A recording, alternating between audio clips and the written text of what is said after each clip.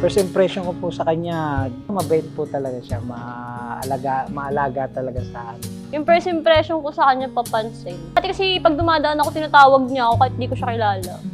Tapos lagi siyang pumupuso sa my day ko. Kung papansin to, patulan ko kaya sa charin. Yung gusto ko nga, yan nga maalagay nga. Tulad pag papasok ako sa trabaho, yung mga gamit ko, yun, naayos na. Basta kapag yung mga, tapos nagtatanong siya pag yung mga gustong kong kainin, yun, pinagsisilbihan naman niya ako. Gusto akong ugali niyan. Actually, kasi iba yung ano niya, iba yung mindset niya talaga nung nagkakilala kami. Parang buhay binata, ganun, style niya. Pero simula nung nagsama kami, nakikita ko talaga yung improvement niya. Which is, mas ano na siya, mas family man na siya ngayon. Mas alam niya na yung mga priority niya, ganyan. Hindi na yung motor, hindi na yung kotse, yan. Mga bata na. Babe, pangako sa'yo, yun, tulad ng lagi ko sinasabi, lahat ng ugali mo talagang pagtitiisan ko, lalo na ngayon. Pero kahit naman sanay na rin naman ako sa sobrang tagal na natin nagsasama. Basta tanda mo, lahat ng gagawin ko para sa pamilya natin, hindi ako papayag na mahihirapan tayo. Gagawin ko lahat para sa pamilya natin, saka sa pagsasama natin. Maraming salamat sa iyo. Mahal na mahal kita. Babe, pangako ko sa'yo. Mamahalin kita hanggang pagtanda ko. At yung ginagawa ko para sa'yo, kung ano man yung pag-aasikaso yung ginagawa ko para sa'yo, gagawin ko pa rin yun hanggang pagtanda natin. At ayun, salamat kasi mabuting tao ka para sa mga bata, sa mga anak natin. Huwag mo naisipin yung pagtanda mo. Kasi iniisip mo lagi yung pagtanda mo. Paano pag tumanda ka, sino mag-aalaga sa'yo? Andito kami, aalagaan ka namin. Ayun, mahal na mahal kita. Babe, mahal na mahal kita.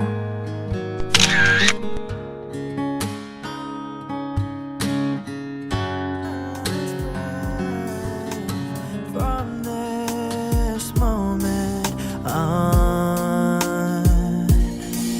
I give my hand to you without my heart. I can't wait to live my life with you. I can't wait to start. You and I will never be apart. My dreams came true because of you. From this moment, as long as I live, I will love you.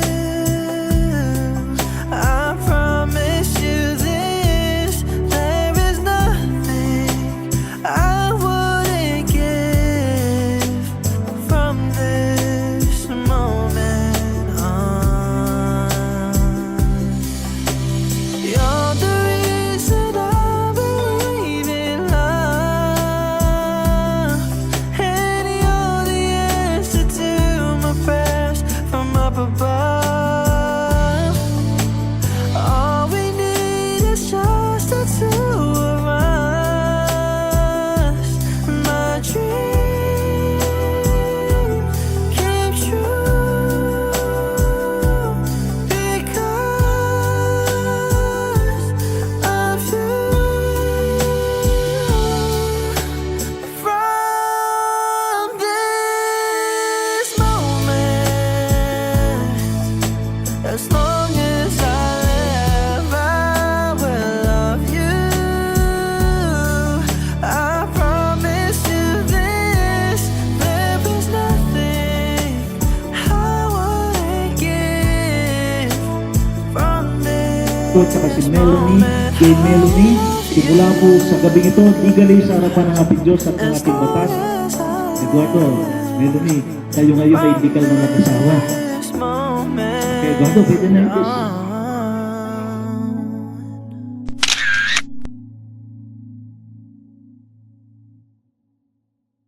Let's aking sinta.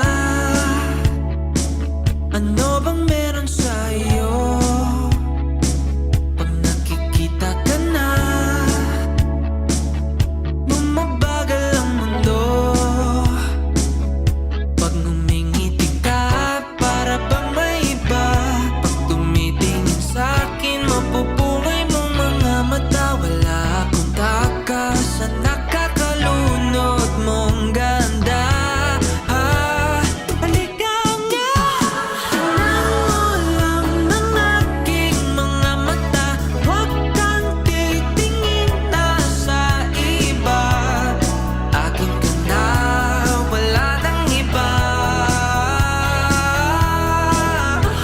Andito ko hanggang sa ating pagtanda. Mamahalin kita basta't pag nahulog. Nakahawak ako, huwag ka lang bibitaw.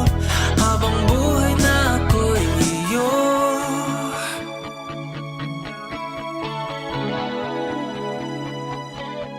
Wala nang ibang nakagawa sa'kin ng ganito. Kung di ikaw Galingan nyo lang sa buhay. Good luck. Congrats. Sana hindi tawag ni Ever sa'yo. Ay! Pagtiisan mo na lang ni Ever. Ayun lang. Congrats sa inyo. Patumayan kayo ni God sa buong pagsasama niyo. Good luck na lang sa ilang years pa rin ang pagkasama. Ano mga pagsubok na dumating sa buhay niyo, malalagtasan niyo rin yan. Sana'y pagtakuloy niyo yan. Maging mabuti kayong anak. Congrats na lang. Sa lahat ng bagay, dapat ilagay niyo sa sentro ng pagsasama niyo yung ano ng Panginoon. Makakalimot, humingi ng tawad, at makakalimot magpasalamat. Higit sa lahat, magmahalan. kahit ang ulo mo'y puro uban na. Maraming salamat sa inyong lahat na pumunta kayo dito. Maraming salamat sa inyo. Sa lahat ng nagpunta, kahit malayo yung venue, nilayuan ko na nga pero nakapunta pa rin kayo eh. Salamat. Kasi lahat ng tao nandito ay mga malalapit talaga sa puso ko, which is gusto kong makita kayo, na makita niyo akong maging masaya. Ayun. Salamat sa effort. Tayo